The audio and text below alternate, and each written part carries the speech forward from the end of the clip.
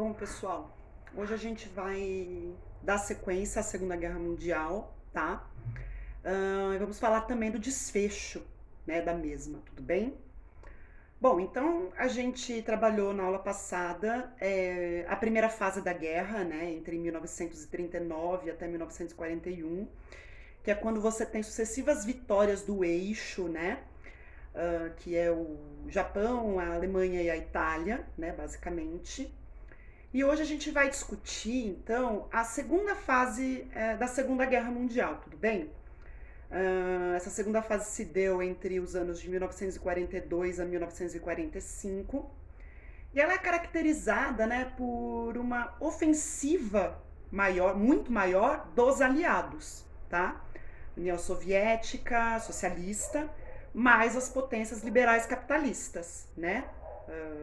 Nesse caso, a gente está falando basicamente da Inglaterra e dos Estados Unidos, né? Lembrando que a França ela estava, né, nas mãos dos nazistas nesse momento, tudo bem?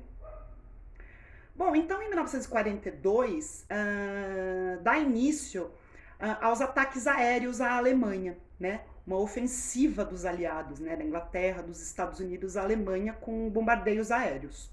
Tudo bem? Então isso já é algo que vai enfraquecer muito a Alemanha, tá? No mesmo ano você tem a Batalha de Midway, tá? Numa ilha do Pacífico, na qual os Estados Unidos vencem o Japão, tudo bem? Lembrando, né, que o Japão tinha atacado a base de Pearl Harbor, né, no Havaí, né, tinha vencido, né, os Estados Unidos nesse caso. E agora os Estados Unidos vencem o Japão através da Batalha de Midway, tudo bem? Entre julho de 1942 a fevereiro de 1943, você tem a famosa Batalha de Stalingrado, na Rússia, né, na União Soviética. Né, os alemães eles tinham descumprido, né, o pacto de não agressão nazi-soviético, lembram disso? E eles tinham invadido a Rússia, né, a União Soviética. Vamos chamar de União Soviética, tá? Aqui, melhor. Então, ele descumpre o pacto de não agressão, né, o Hitler, e ele invade a União Soviética. E aí você vai ter a União Soviética fazendo uma ofensiva, tá, em Stalingrado contra a Alemanha. Tá? É importante dizer que o inverno ele foi decisivo para a derrota da Alemanha, tá? Na medida em que você tem um clima de inverno muito rigoroso, tá? Ali na região de Stalingrado, e isso acabou dizimando vários soldados que não estavam preparados, né, para um inverno tão rigoroso. Tudo bem? No ano seguinte, em 1944, você tem, no dia 6 de abril, o famoso dia D, tá? Que é quando os aliados, né, vários aliados, né, não só Inglaterra e Estados Unidos, mas vários países aliados também, eles desembarcam na Normandia, litoral francês, e libertam a França. Então, finalmente, depois de 4 anos, a França ela é libertada das mãos dos nazistas, tá? No dia 27 de janeiro de 1945, né, já no último ano da guerra, você tem um acontecimento muito importante que foi a libertação do campo de concentração de Auschwitz. Tá? Esse campo ele foi construído no sul da Polônia por volta de 1940, tá? E esse campo ele vai ser libertado pela União Soviética e é muito importante dizer que em Auschwitz cerca de 1.600.000 de pessoas, 1.600.000 pessoas foram mortas, foram assassinadas ali, tá? Em sua maioria judeus, certo? Mas, assim, os mais variados opositores do regime nazista também foram assassinados ali, tá? Geralmente por câmaras de gás, né? Depois os corpos eram queimados em crematórios. Muitos acabavam morrendo por inanição, né? Por falta de alimento mesmo, né? E pelo exaustivo trabalho escravo, tá?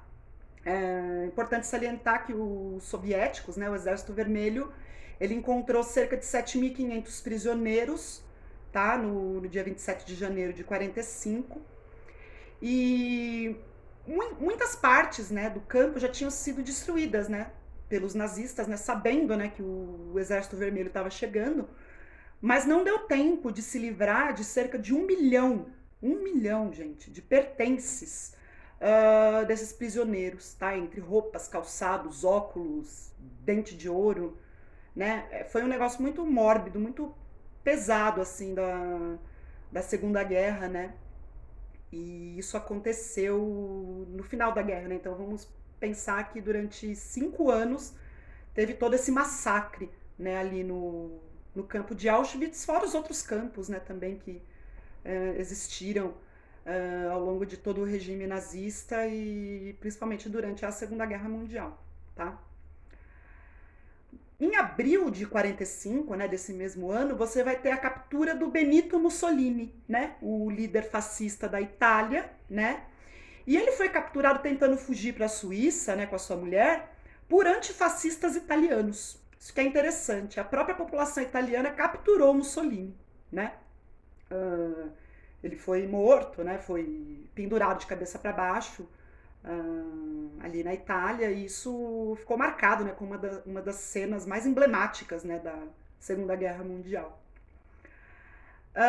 No dia 30 de abril de 1945 também, né, no último ano da guerra, você tem o suicídio do Hitler, tá? Então o Hitler, ele percebeu que ele não tinha mais saída, correto?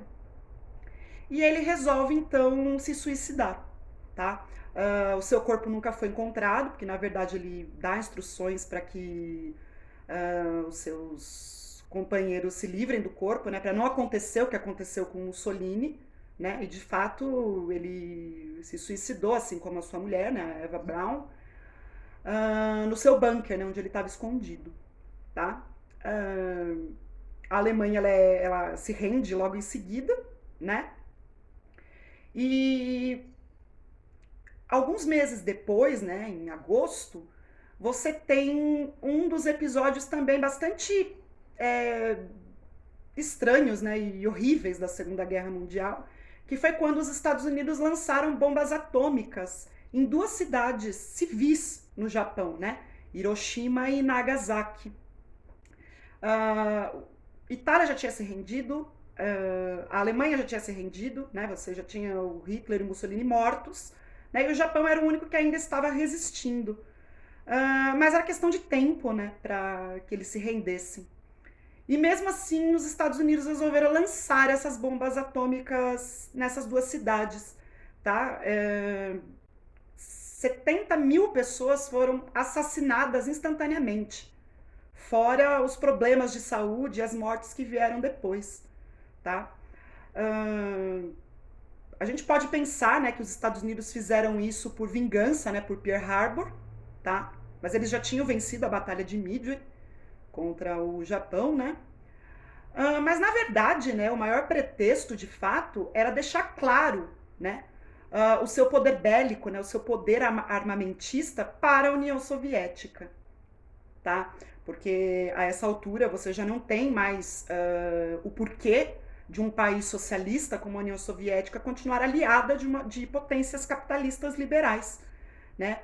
E a gente sabe que quando termina a Segunda Guerra Mundial vai dar início, né, ao que a gente chama de Guerra Fria, que é quando você tem os Estados Unidos e a União Soviética, né, disputando a hegemonia mundial, né, ideológica também, tá? Então é importante ressaltar, né, que o Hitler, né, o Mussolini, né, os fascistas, eles foram figuras grotescas, né? Mas quando a gente pensa em guerra, a gente está vendo que não tem um lado bom e um lado mal, né? Porque os aliados, né, que libertaram a França, ao mesmo tempo lançam bombas atômicas sobre 2 cidades civis, né? Então quando a gente fala de civil, a gente está falando que basicamente não tinha militar, não tinha guerra mais ali. Tá? Então isso foi um episódio bastante mórbido também da guerra, tá? No ano seguinte, em 1945, né, no mesmo ano, na verdade, um mês depois, você tem a rendição total do Japão. E quando você pega novembro de 45 e outubro de 46, né, entre esse período, você vai ter o chamado Tribunal de Nuremberg, tá? que é um tribunal no qual você vai ter líderes nazistas que não se suicidaram, que não morreram, né? Lembrando que o Joseph Goebbels também foi um líder, né? Da propaganda, né? O ministro da propaganda, ele também vai se suicidar, tá? Os líderes que ainda estavam vivos, né? Que não fugiram, né? Eles foram julgados e condenados por crimes contra a humanidade, tá? Então a gente está falando aqui de crime de guerra, né? Principalmente pelos milhões, né, de cidadãos assassinados durante o Holocausto. Tudo bem? Gente, esse é como eu disse, né, um dos piores períodos do século XX, né? Eu falei na aula passada sobre o livro do Hobsbawm, né? O livro se chama A Era dos Extremos. Eu esqueci de falar o nome do livro.